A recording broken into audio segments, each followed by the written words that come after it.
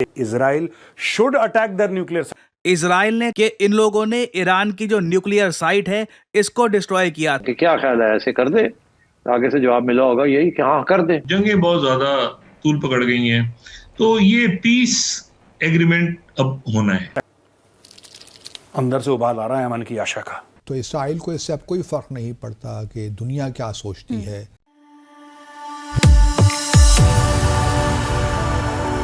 जय हिंद दोस्तों, मेरे चैनल मोदी देश में आपका स्वागत है। दोस्तों, इस वीडियो को लाइक शेयर और मेरे चैनल को सब्सक्राइब करना मत भूलिएगा।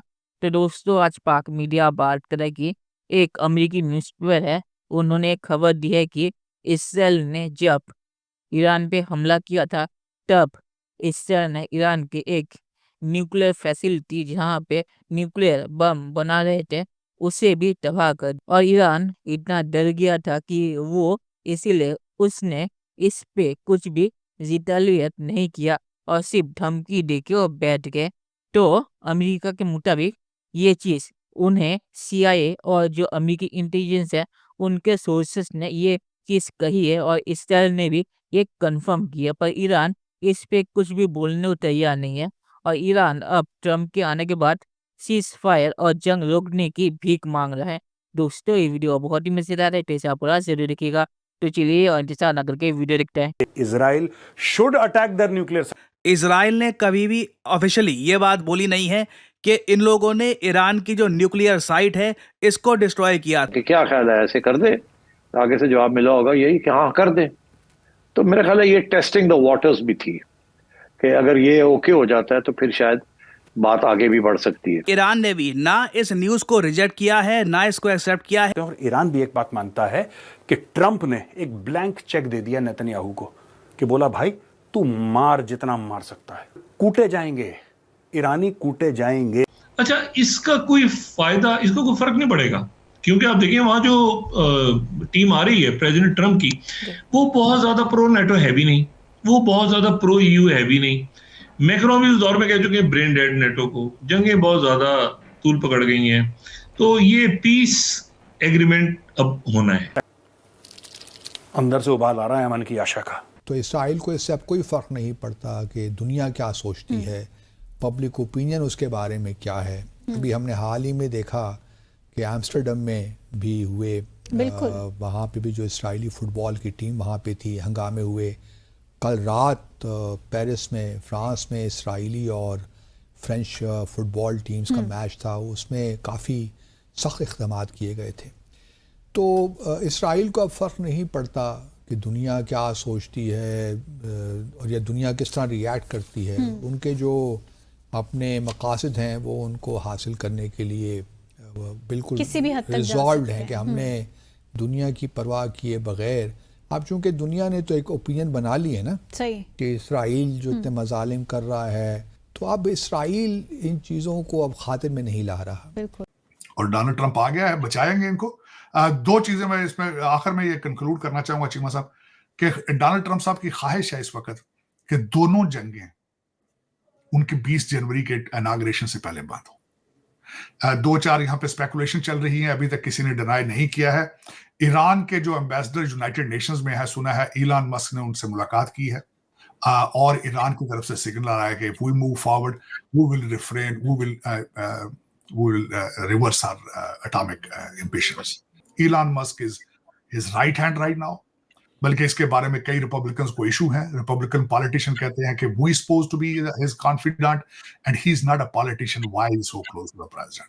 और सुना है कि he's continuously living in Mar-a-Lago with Donald Trump. उनका एक मजाकन भी, एक चुटकुला भी निकला है कि Elon Musk is not leaving. मतलब कि he's staying with me.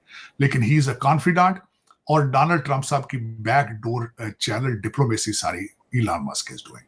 Doctor साहब, ये ईरान वाली भी बात बताइएगा, इसको आप कैसे देखते हैं? जो एलॉन मस्क की जो ईरान के जो डिप्लोमेट्स है न्यूयॉर्क में मुलाकात हुई है, आपको लगता है कि डोनाल्ड ट्रंप इज कॉन्फिडेंट कि अगर वो ईरान को गुड सिग्नल्स भेजें तो डोनाल्ड ट्रंप ऑन इनॉग्रेशन ये कोई पैगाम दे सकता है जनवरी फरवरी में कि मैंने आते ही वॉर बंद करा दिए? तो ये बेसिकली उसके लिए काम हो रहा है। Do you think there is some plan on this? Cheema साहब देखें, बड़ी खुशाइंद बात यह है कि वो वेन्यू जो था, जहां मुलाकात का वेन्यू था, was picked bye Iranian ambassador by himself. घंटे की मुलाकात थी और उसके बाद उन्होंने जो स्टेटमेंट दी कि was positive, it was constructed and positive. दो चीजें बताना चाहूंगा चीमा साहब, इन दोनों कंट्री डायरेक्ट एक दूसरे से बात नहीं कर सकते, क्योंकि this is what they have, this is a sort of agreement, not agreement, but understanding that both.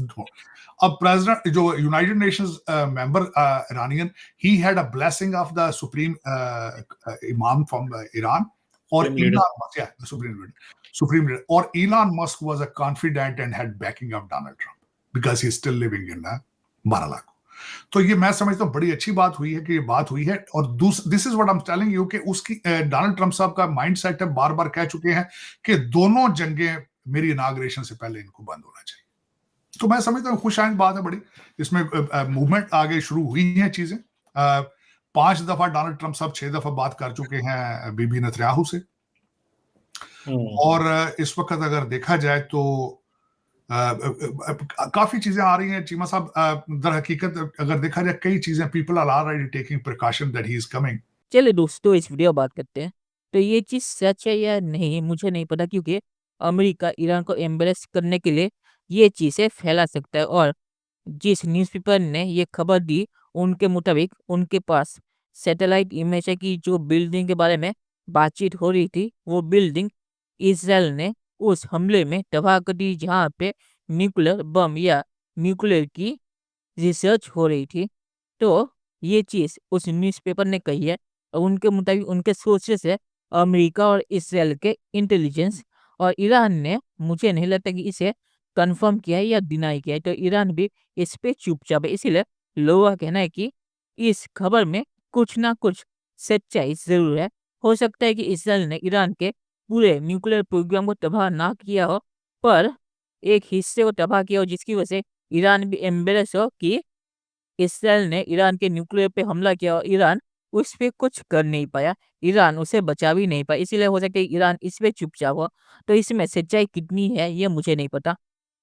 और आखिर में मैं ये कहूँगा कि ट्रम्प के आने के बाद ईरान भी परेशान है, क्योंकि उसे पता है कि ट्रम्प बहुत ही ब्लंट किस्म का बंदा है। तो ईरान पे वो बहुत ही ज़्यादा सख्त है और ईरान के मामले पे वो कोई नरमी नहीं दिखाएगा। तो इसीलिए ईरान भी अब जंग रोकने की भीख मांग रहा है इलॉन मस्क से मिलके। उन्होंने मना कर दिया। वो मुझे नहीं लगता कि इसमें सच्चाई है कि वो इलॉन से नहीं मिले या अमेरिका से वो नहीं कह रहे कि जंग रोकने के लिए। तो चलिए देखते हैं कि फ्यूचर में क्या होता है। दोस्तों, ये वीडियो देखने के लिए बहुत शुक्रिया और हमारे चैनल सब्सक्राइब करना मत भूलिएगा। Thank you very much.